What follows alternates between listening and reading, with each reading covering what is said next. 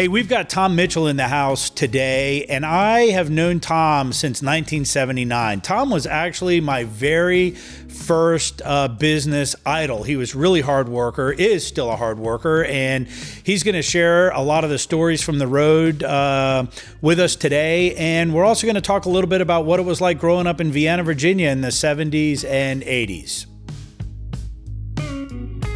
All right, Tom. So I'm sitting here with Tom Mitchell, and let's talk about Vienna, Virginia. Growing up in Vienna in the 1980s.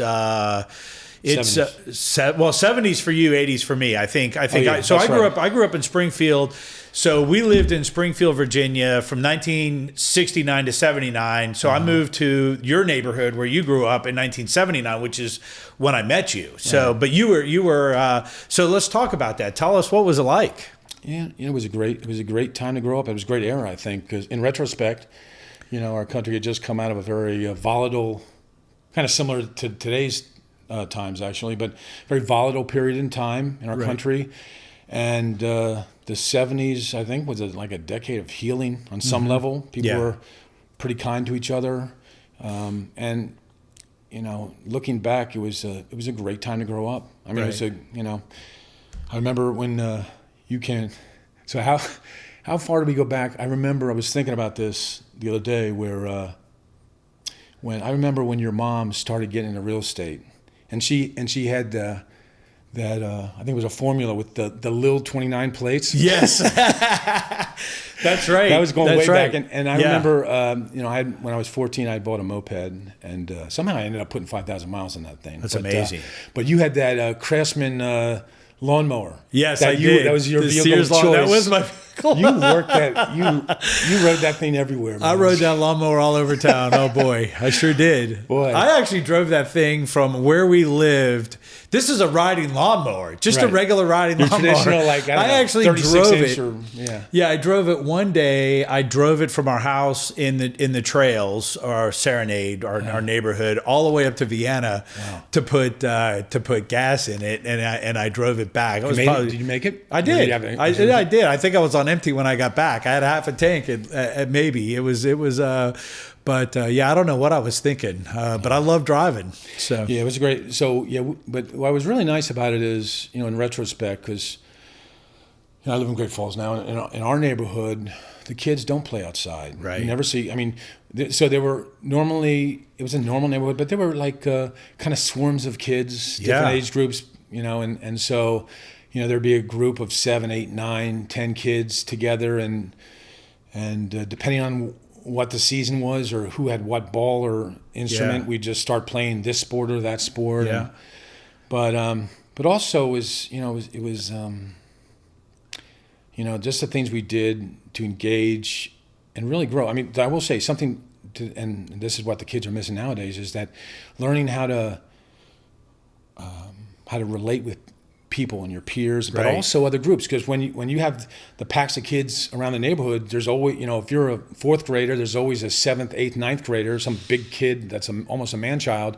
You'd learn how to deal with all these different people at all stages in a relatively protected environment. Yes. We all everybody looked out for each other, even though there were times where someone was on the bottom of the pile, so to speak. Yeah. But it was a great time. And then, just in the course of being in school, knocking on doors. So, I was the Krispy Kreme donut delivery kid, newspaper kid, but just knocking on doors and selling candy bars and just kind of setting up lemonade stands without a license, So those kind of things were it was the best. It was great. I didn't realize it at the time. And then, of course, we were right next door to, the Schauses were on the paper route, Miss Schaus. But when I was a kid, I used to play at Wolfshire Farm Park. I'd play underneath the stage, and, they had police presence there year round. I wouldn't go there in the winter, but it was just a fun place to be. It was a great place to be. Every once in a while, someone's horse would get out and get loose in the neighborhood because there was a scattering of farms. There was a lot of farms. Right, there were. There were cows up on Lee Highway until really not that long ago. 20 years ago. there were still dairy farms in the area. That Drainsville Road shopping center, right at Drainsville Road, and where that McDonald's is on the left, and the giant shopping center. Yeah. That was like the last outpost. I remember that. It was just another. It was, and the next stop was Leesburg. Yep. Yeah. You better have gas in the tank. But even from Vienna to Reston was just total farmland too. That's right. It was just, so times have really changed, and we used to hang out at Tyson's and walk the mall. Yeah. And back then, Tyson's only had one level, because the lower level was where all the deliveries came in and all the trash went out. So, and I know that because I worked at a restaurant there and took trash out, and that was nasty down there. Yeah. So no, it was a good time, and we had that field where we would play football sometimes, which I go by there today, and it's like it's this tiny little piece of grass, but at the time we actually somehow played football on that field right on Boys Avenue, and I just don't even know how we did it. But baseball, we played baseball, and I'm like, how the heck? And it seems so big. It did. Now, I will say there is forest creep. I mean, forest. Because I've been by there, and not in 5 years or so, but last time I was there, I was amazed myself at how small that field was. Right. But it was, and then the woods in general. Just the things we used to do with catching crayfish and well, not only that, I think the statute of limitations has run out on this one, so I can probably tell this story. But there was so Wolf Trap Farm Park was on the other side of the Dulles Toll Road, and there was a creek that ran from Wolf Trap Farm Park, under the Dulles Toll Road into our neighborhood, which is right next to this field where we used to play football, and we could actually walk under the toll road in this creek, because it was like 3 tunnels of creek, and there was always one dry bed, so we could walk right under the toll road into the farm park and get into the shows for free. Did you ever do that? No, I can't recall. Because you were busy working. Maybe. No, you were the responsible one of the whole neighborhood. But we started out with like 2 or 3 or 4 of us would go through, and we would go and we would see Kenny Rogers and Dolly Parton, and we really didn't care about the show. It was just kind of fun to do it. Right. But then there was like 6 of us, and then there was 8 of us, and then one day there was like 12 or 15 of us come walking out of the woods, and this security guard comes over to us, and he goes, I don't know where you all came from, but you turn around and go right back into those woods, and I don't want to see you again. So because he had seen you probably the days prior. Yeah. So it wasn't long thereafter they put up a fence over there, and we couldn't get in anymore. But that was a fun time. Cool. It was fun. Yeah, it was different times. Yeah, and we would ride bikes, and we would ride from, it was probably 2 or 3 miles to get up into Vienna, but we were 12, 13, 14 years old. You got your moped when you were how old? You were 14. 14. Mm-hmm. Just doing that at 14 is so unusual for kids these days. Yeah, I wouldn't let my kids do it. Yeah, exactly. Yeah, no, there's no way. Yeah, there's no way. How many parents did you see at the bus stop in 12 years of public school? Yeah, never. Maybe the first day for 2 or 3 seasons. There was one parent or 2 parents, but now it's the social place, I guess. Yeah, exactly. But so it was a good place to grow up, and it was a lot of fun. Yeah, and I think we all had something in common, and we were all kind of trapped within our neighborhood and within our sphere and our groups at school, because we didn't have Facebook, we didn't have the internet, it didn't exist. So we, if you wanted to see something beyond your neighborhood or beyond your area, you had to get in the car and go. And one of the things I really miss is the driving to Leesburg. You were going to a different place. You were going to different stores. Yeah. You were going to a different culture. You were going to a different way of life. You would go down to Old Town Leesburg, and I think there's still a little bit of that today. There's still a little bit of the old culture in Leesburg, but now you go to Leesburg, you've got Target, McDonald's, you have all the the same franchises that are all over the country. You can't really go to small town America anymore, because America now is just universal. I think everywhere you go, it's very similar. Do you find that as well? Yeah. I lived in Leesburg for 3 years or so, and when I first moved out there in the mid 2000s, Yeah, we did have a solid box store presence, and the Walmarts, Targets, and which was really nice because they were all close by and you could bounce from one to another. Restaurant wise, not so much. You had your half dozen choices for Chinese and half dozen for Italian, and that was about it. And now, so that's all been filled in, and a lot of growth out there, and between that and Ashburn, and it is like when you live in Leesburg, it's just a little too far to go to DC, but even Tyson's is quite a drive. So you find yourself, whereas when I lived in Old Town, you would go everywhere. Tyson's to DC, you're just there in 10 minutes. But once you move to Old Town, baseball games are a big event. I mean, just going to DC for a baseball game. You mean once you move to Leesburg? Yeah. It's a field trip, So it's an all-day event. So, but it's changed quite a bit, from the days when Tyson's 2 was just, the pits and a lot of mud and trees. Well, it's funny. We were doing another episode, and we were talking to somebody about the pits and riding over there. There was nothing. Tyson's 2 West Park was just a thought. They had some roads in over there. Maybe there was one building in that whole area, and we would go ride around over there when we got our driver's licenses and have some fun with the cars, because it was just a road with nothing on it. It was almost looked like a racetrack. Yeah, right.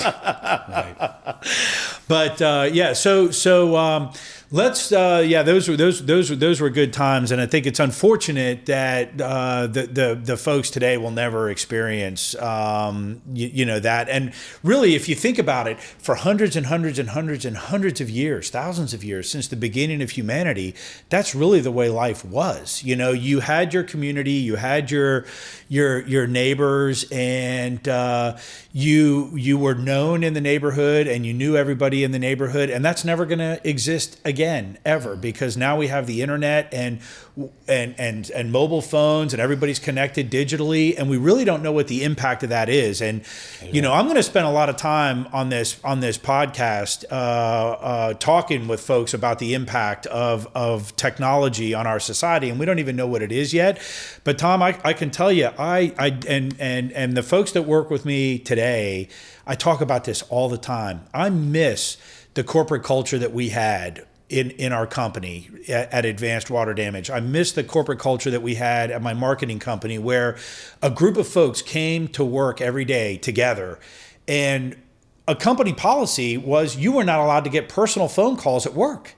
Do you remember that? Mm-hmm. You could not get if you got a personal phone call at work, it better be that there was some sort of an emergency, there was something that happened at home that would disrupt your workday. And all of the minds came together, no matter how great or not great or whatever they were, for a common cause to provide customer service, to service trucks, to help people with water damage, or to help people with their marketing programs, whatever it is I was doing. And we all had a common cause that we were fighting all day or working towards all day that doesn't exist anymore. Now, when folks come to work, they're constantly bombarded by the news coming in over the internet, or texts on their phone, or Facebook alerts, and the human brain is not really focused at work for a lot of people. Maybe not everybody, right? I'm sure there's people that go to work and really focus on their job, but your average administrative assistant, your average water damage technician, or your average carpet cleaning guy. I mean, I see our people working on our yard, landscapers are spending time on their mobile phones, reading their email, and then there's so that neighborhood culture, I think, may be gone forever. That culture, corporate culture that we had, I think, is certainly gone forever.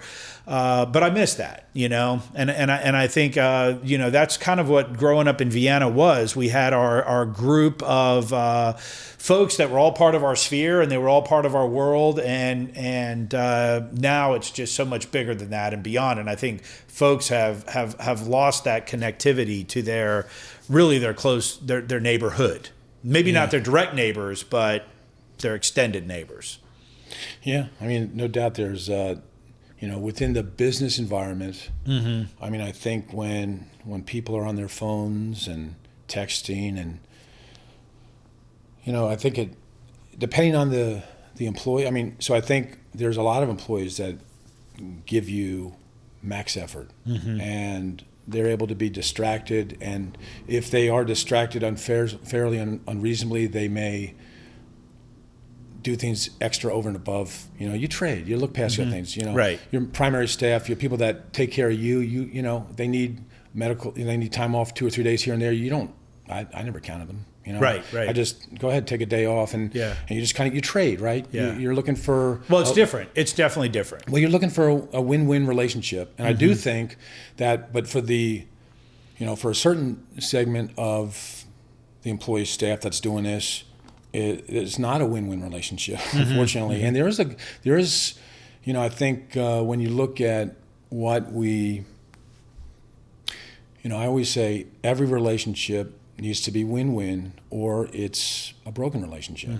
And so any relationship that's going to be long-term, there has to be consideration for both parties, and so there's for business, you might use the contract term. There's a moral contract. There's a contract of employment. But, I think I'm more kind of a bigger picture, horizon kind of guy.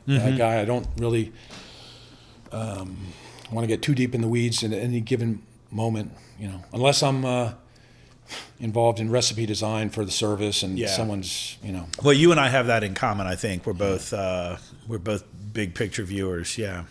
But that's the world is different. Yeah, we'll see how it goes. Total state of flux. I mean, it's the days of leaving a message on an answering machine and expecting a call back the following day versus now, dude, I've been trying to reach you for 20 minutes. Where you at? Exactly. It's like, where were you? I've been calling you for an hour. Yeah. It's like, I was worried. Yeah, right. Yeah. Right. You okay? Yeah, right. Right. Yeah. Anyways. Got it. Yeah. John Jorgensen here, and if you're considering building a new home in Northern Virginia or Montgomery County, Maryland, reach out to us through our website, webuildonyourlot.com. That's webuildonyourlot.com. We have pricing and floor plans online, lots of great process information, and contact us through the website so we can get you started on the path to your very own Stanley Martin custom home.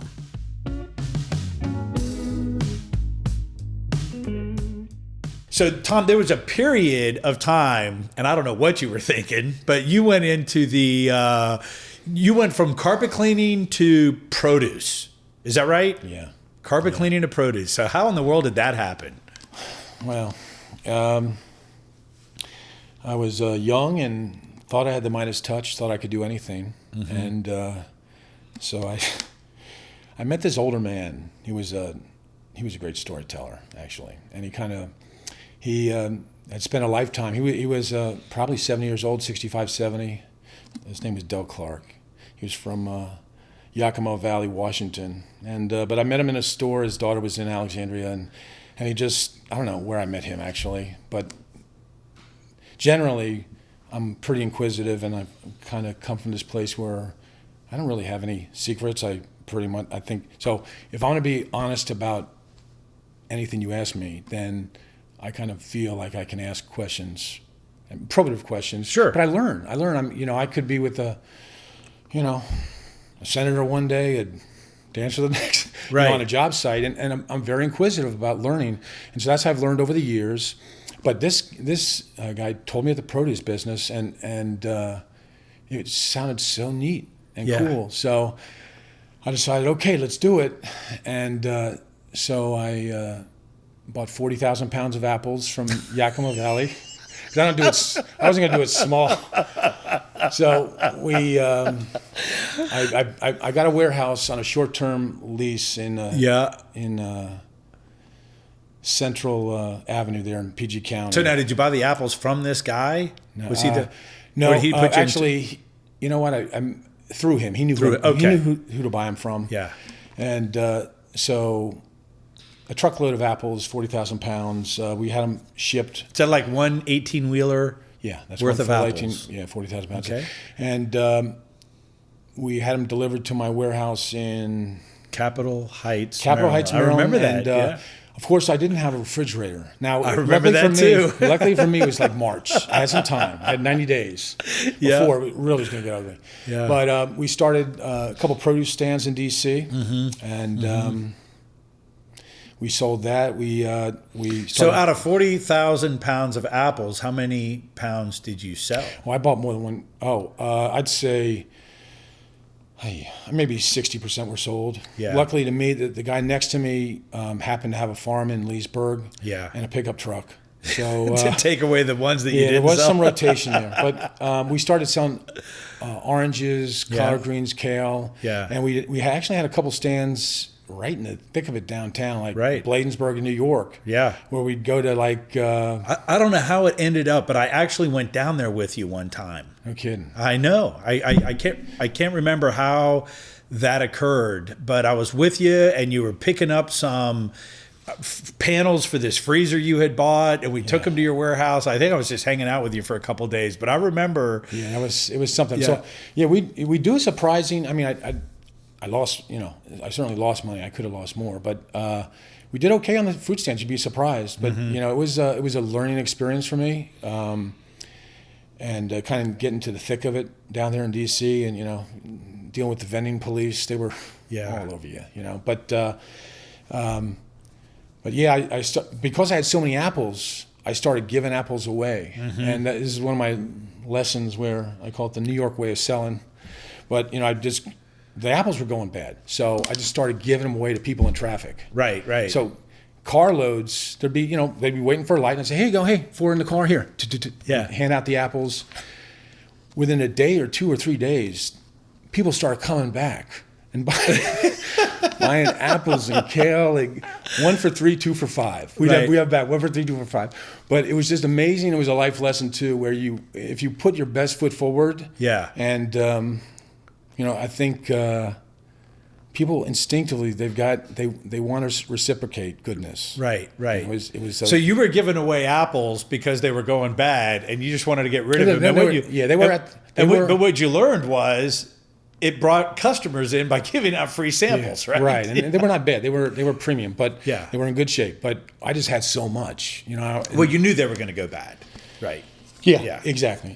And so, but it was probably we did several loads worth of apples, and we started mixing. We used to go up to Jessup and mix in regular fruit, and it was kind of fun. I was looking for locations all the time, and we were trying to sell to grocery stores. We sold to a few grocery stores, but not enough to really move the product. And at the end, I had a warehouse with probably 15,000 pounds of apples. They were going bad. It was into June, I think, and this is my third load or something like that. But it was time to exit stage right at that point. It was pretty obvious to me that I wasn't enjoying myself and I wasn't making money. So, but luckily I had total flexibility on lease and turn. It was all flexible. So, the Grateful Dead was in town, and I leave for like an hour, and because you know what's amazing. I had all these apples, and I started calling all these nonprofit groups. Come and get it. And none of these nonprofits even had ways to get the apples. And so I did have a reefer truck, which came in handy. But we had no way at that point, because I'd liquidated, I'd sold the reefer truck, and I was exiting. I had no way to get them the apples, but the Grateful Dead was in town. And the manager I had working with me put the word out. And when I came to my office that afternoon, there were boxes on the street everywhere. These people from the Dead concert, they cleaned out my entire warehouse in 2 hours. So I don't know. I'm like, what the heck? You think they had the munchies? I was a little pissed because my manager didn't ask my permission. He Right. knew where we wanted to go. Right. But I was a little pissed about it because I did. That's probably $8,000 in apples, and maybe I could have given it to someone myself, but they cleared out in a matter of an hour or two. The Grateful Dead At the Cab Center, must have been the Cab Center back then. Right. But everybody staying at all the motels, they just all natural apples, just eating. They were gone. So that was before the internet. So that was amazing communications. It was quite the accomplishment to empty out my warehouse in 2 hours. But yes, it happened. It happened, and in retrospect, it was good. He was like, he ended up talking to his parents, who were in the produce business too. This other guy, and he was like, yeah, they told me what I did was not the right thing to do. I should have checked with you. I said, yeah, probably should have, but in retrospect, it was good to get those apples out. Yeah. Well, he was probably listening to you saying, I got to get rid of these apples. I got to get, because I know you well enough to know that you were probably walking around for days. Oh yeah. saying that. Yeah. Well, it's a sad sight because we were talking about, is there a way to dry them out, and you save them that way. But it was one of the sadder sights, not to dwell, but when the dumpster, when you fill a dumpster with apples and something comes out that looks like honey. Yeah. It's that thick. The consistency is like honey. It's a sad sight, but and it draws the bees in pretty good too. So it's like the apple honey was coming out of the base of the dumpster. So it was a kick in the pants to. So you did that for what? Was that 2 years? About a year. It was like 6 months. It was a life lesson. I would have been better off selling encyclopedias at the time, but stay away from perishables. Yes. That was the lesson was, because it does take time to get traction and free samples really do work. Free samples do work. Yeah. Put your best foot forward, and you might be surprised that it's reciprocated. Yeah. Good story. In case you missed it, here's a clip from episode 7, Jerry Berry with First Heritage Mortgage.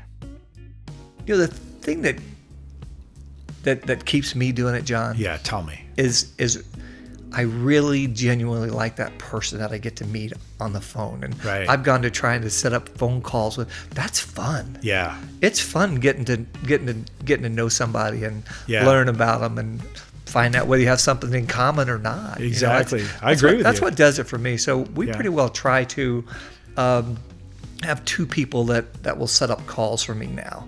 Talking about scheduling calls. So they'll schedule calls, and I try to do the video call with everybody that I can. Right. Just so they do see and again, if you care, and I feel like I do care. If you care about that person that's sitting across the desk from you, then they know that.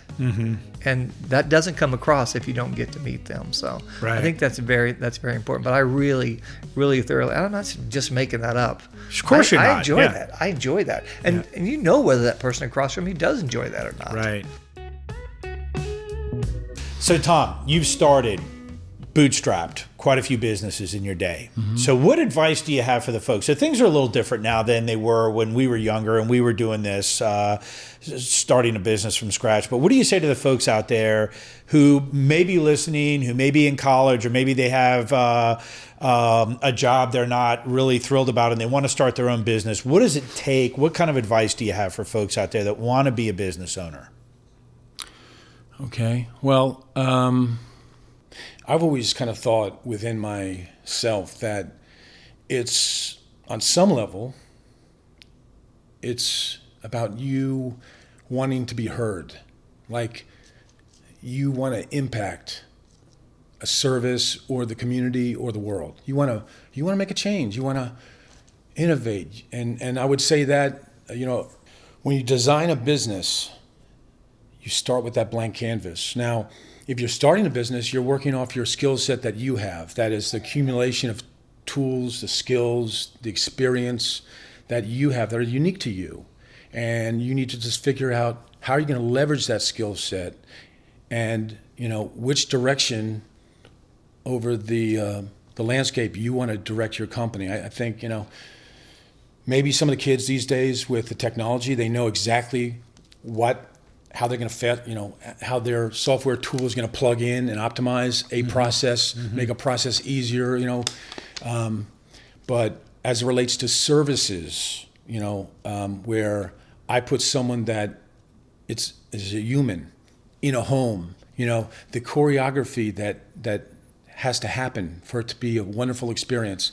I hope this doesn't get off track, but I was up in Chicago at a meeting, and I went out at the last minute to one of these Brazilian steakhouses by myself, and it was like I think they closed at 10, and I walked in at like 9:35, and I'm like, oh no, everything's going to be medium well done, and Right. but when I walked in that door, I was met by someone that greeted me, the manager, who handed me off to the maitre d', who handed me off to. I was handed off like 6 times. I met, I think, half the staff, but the choreography was beautiful. Now the food was all great too; it was wonderful, but the choreography was just, it was great. It was wonderful. I mean, I really appreciated that. And so if I was designing a home service for me, you look at every aspect of your client, what their needs are, and how can you improve the processes that already exist, except none of the processes as perfecto.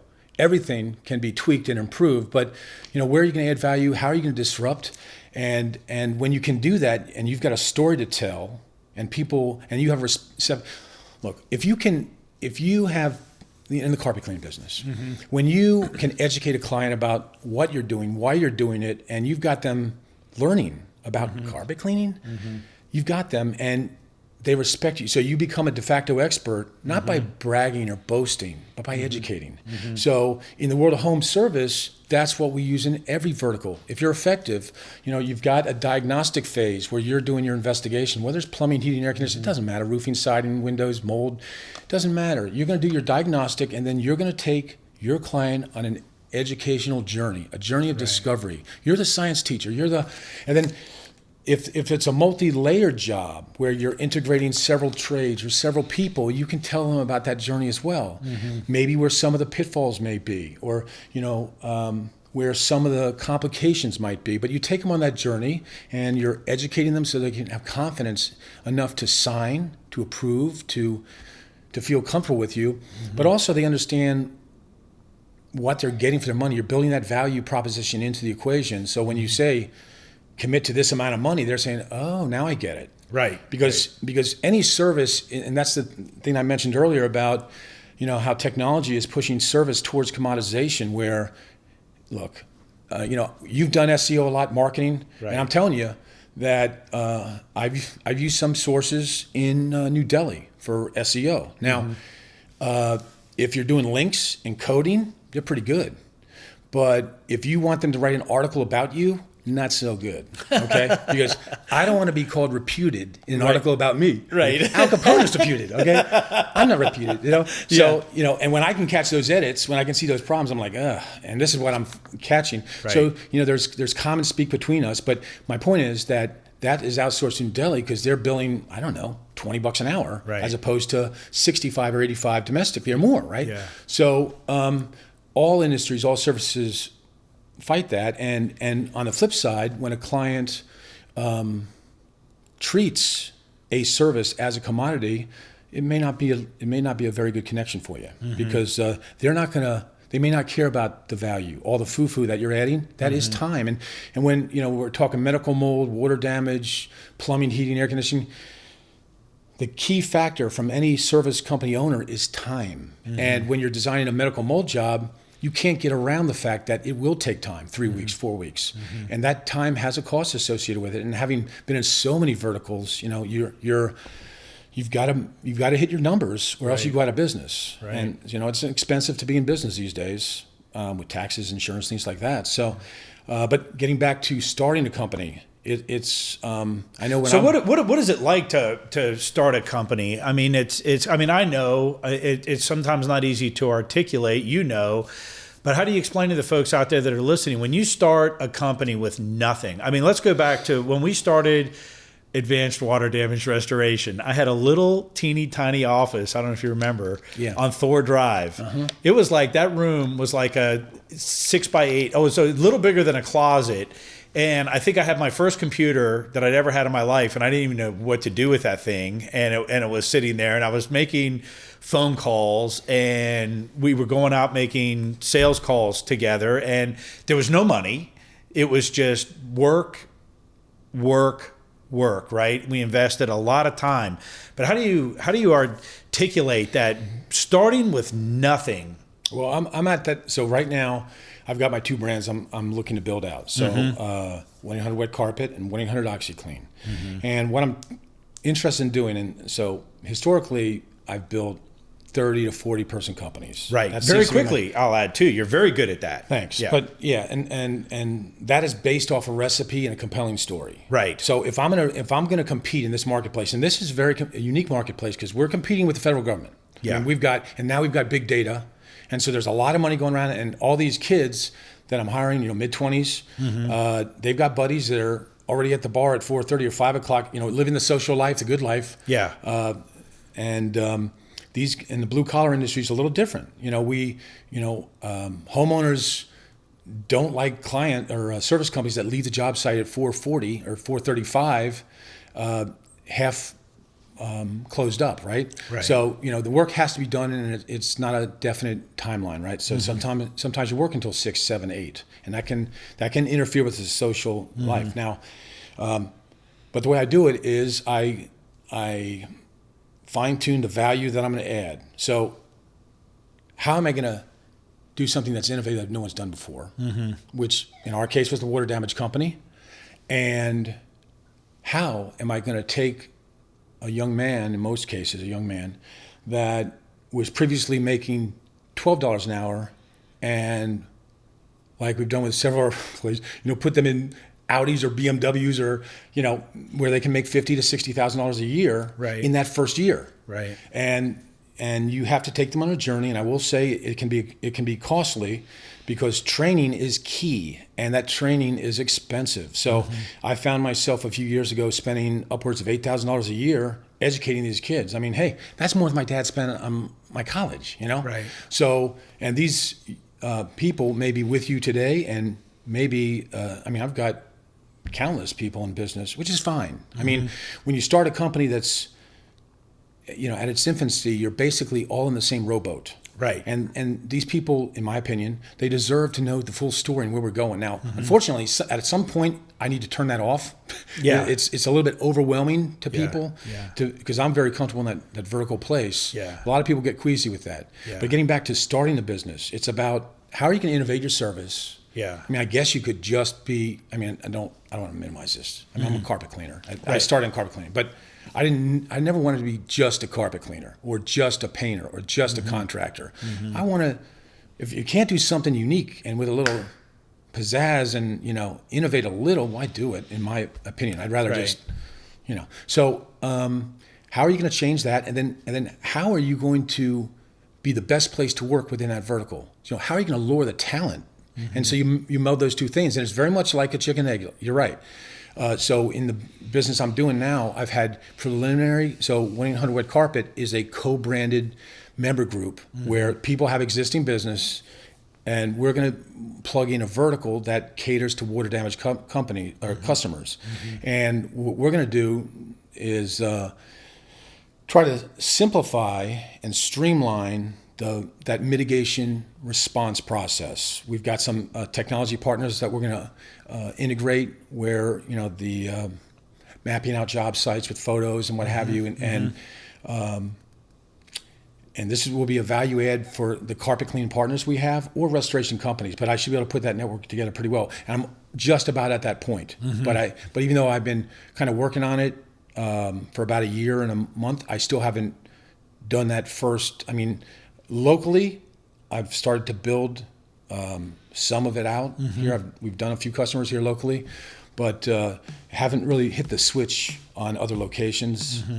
But anyway, so getting back to the beginning, because I got so sidetracked.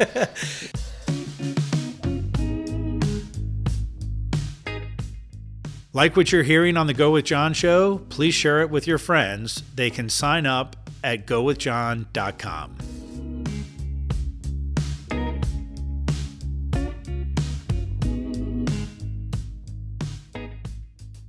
Yeah, advice for the youngsters. So folks that are listening that are maybe in their 20s and they don't have a lot of resources, right? Okay. They don't have the ability to attract talent. They want to go out and they want to start a business. Let me just double step back. Let me just simplify this whole thing, because sure. I have a special way of making these too complicated. Number one, always have in your on the side, on the peripheral view, always have the tortoise and the hare. Because it's really easy to get focused on money. Yeah. And so you have that tortoise and the hare tickling you on the left side and your peripheral, the side of your brain, because you need to keep that in focus because it's really easy. So, I've spent, it's very much about relationships, building relationships with people. Right. It's about focusing on your unique aspects as to the service or the product you're selling and how it's going to impact and change people's lives, or how, you're going to, how are you going to make a difference, basically? And that's what it all comes down to. And I think, at least for me, when you dig down deep, where you are. So, man, you're gonna have a hard time editing this, but I would say I use the blank canvas analogy a lot. Yeah. Because I think ultimately business is art. Like, I don't think there is there's nothing you can do for the benefit of a stranger that will impact them more than a successfully executed service experience. That's great. Like, if you can do it, if you nail it. So when I was a kid, I wanted to do movies. I wanted to be heard, right? Yeah. And then it came around. So my position on movies right now is, hey, if I make enough money, I can build my own soapbox. But for right now, I don't. Right. I don't have that soapbox. So it's okay. I've got a wife and 2 kids. We're happy, but we're building out things. But with regard to starting your business, and on a flip side, if you don't have that passion, unless you're well funded, I would continue the learning stages. I would continue to learn until you had that extra juice. Like, you gotta. So let's talk about the juice, because I think the juice is all we had. Right. I think when we started, we had a lot of energy, a lot of passion, and a lot of caffeine, and we were driven and focused, right? And I think that you've got to wake up every day before the alarm clock, because you're so excited about what you're doing that you can't literally sleep, right? I think that's one of the components that I experienced. Now I'm talking about when you're bootstrapping, right? You're starting with nothing. You don't have a lot of money, and you've got to submerge yourself in educating yourself in an industry, and you've got to build a lot of relationships. And I think you hit the nail on the head earlier about the relationships. And you get those relationships, if you don't have them, by picking up the phone and calling people, or going out and meeting folks. Let me hit on the relationship thing one quickly, because I don't think it may be clear to what I mean. So, so back in the 80s, I started advertising in Yellow Pages, and it was effective. We grew, and up into the 2000s, where I was spending tens of thousands of dollars a month, well over $30,000 a month in Yellow Page advertising, $40,000 a month. And we got a lot of calls. And then technology changed. The internet came along, right? So, but in retrospect, what I tell young people that I meet, it's forget the business for right now. Just put the business starting aside, the whole, starting a business thing. Form one professional, personal relationship a month. That's what you do. That's the key to success in business. That's it, period. You keep it forever. You keep that relationship, that friendship together. We're friends forever, right? Forever, yeah. So this is what magically happens. You develop one friendship a month. Now, I've never been a huge fan of BNI. You've done the BNI, and I don't speak bad of it. I mean, people have had rock stars. Right. Some spin their wheels. But I think the concept of making friends and building on these relationships over years, because what happens is 15, 20 years into a relationship, all these people are vice presidents. Right. And then as you get to my age, 55 now, they start to become company presidents. Right. And now, I've had a lot of relationships where I've gone hundreds of thousands of dollars out on jobs just because we knew each other.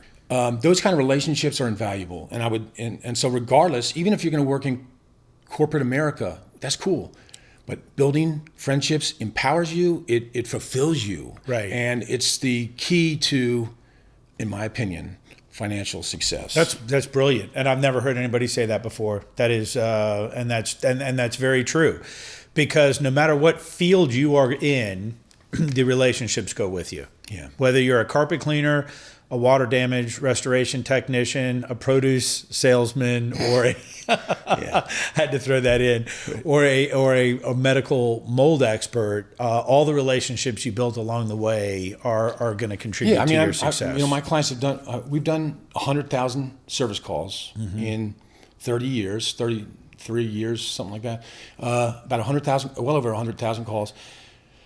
Now, I wasn't integral in every experience. Quite frankly, once I get up to 35 people, I often become too distant, which is maybe it's one of my shortcomings, is I become too distant from the client because there's a layer of management between me and them. But that being said, in my service experience, so over 30 plus years, 33 years or so, we've knocked on 100,000 doors in every vertical, like I've previously said. And you meet a lot of interesting people.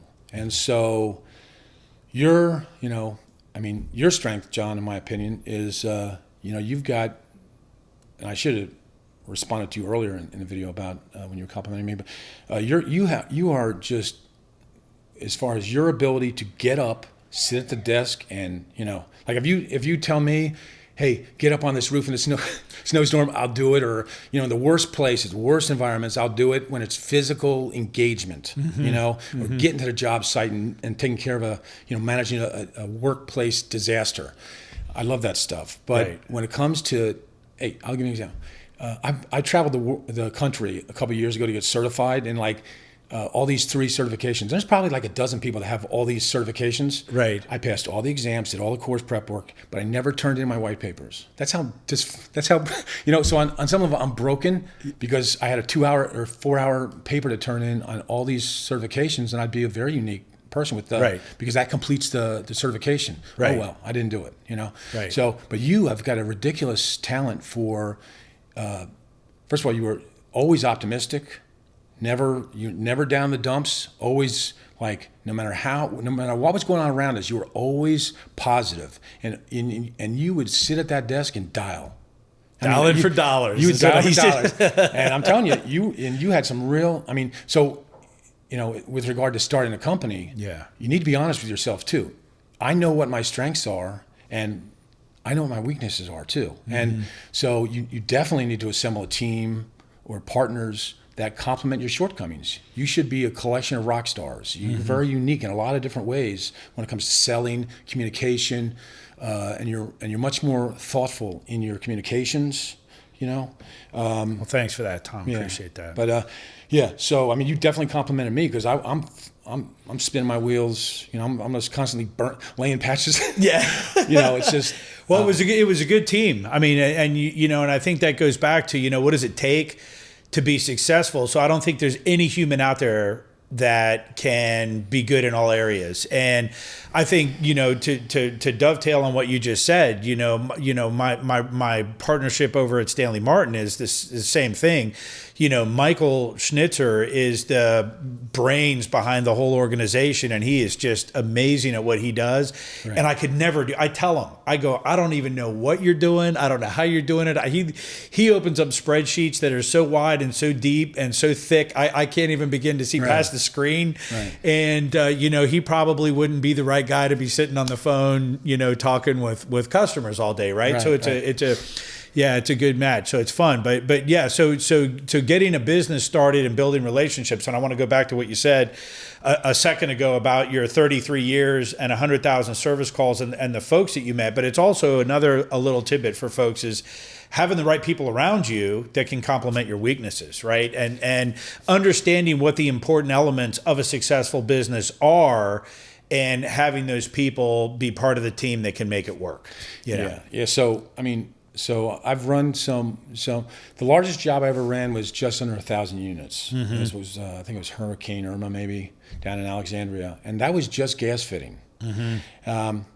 But I always say when I'm in the disaster business that my job is to conduct a symphony of operations.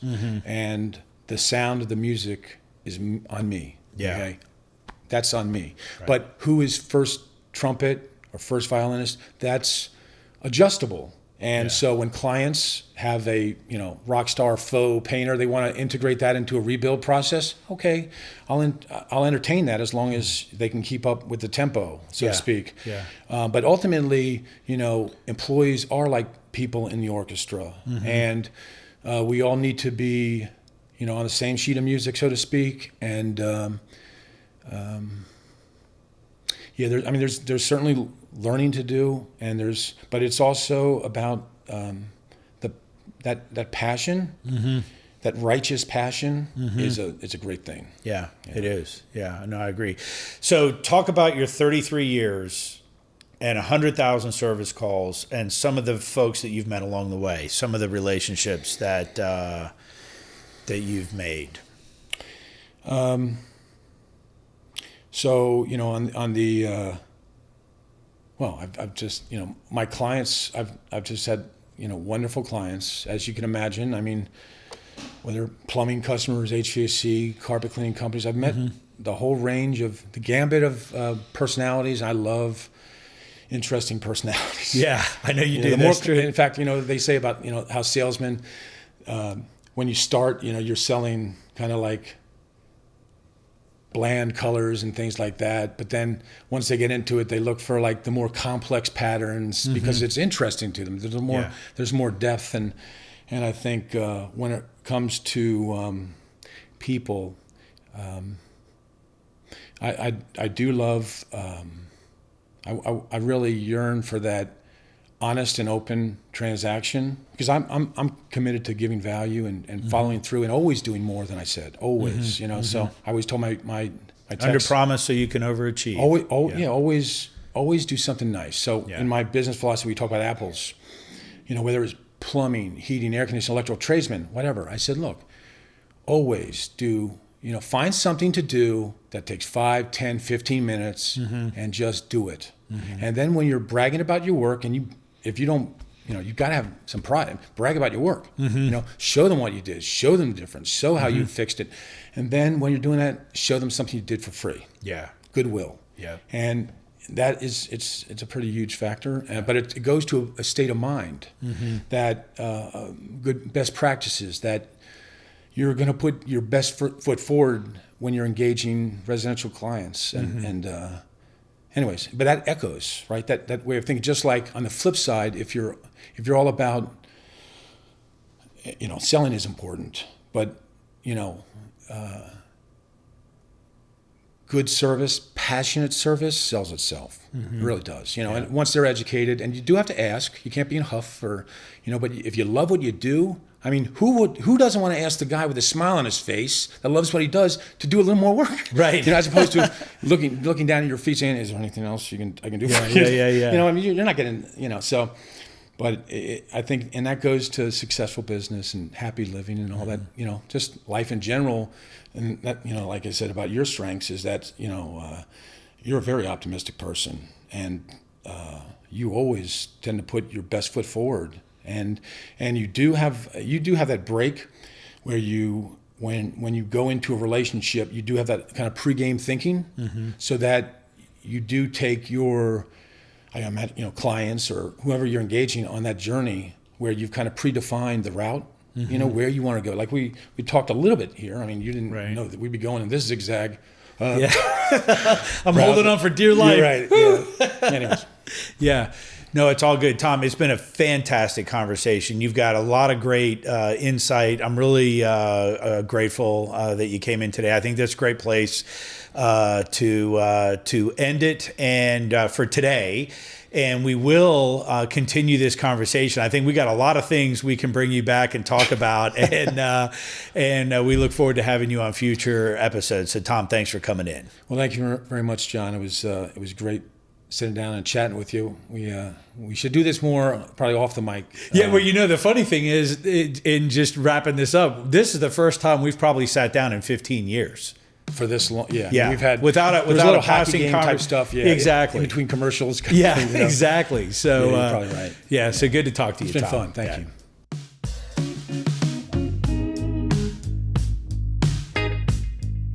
Hey, I hope you've enjoyed this episode of the Go With John show. Please subscribe on the podcast platform of your choice and keep up with our latest episodes and what's going on with the show at gowithjohn.com. That's gowithjohn.com.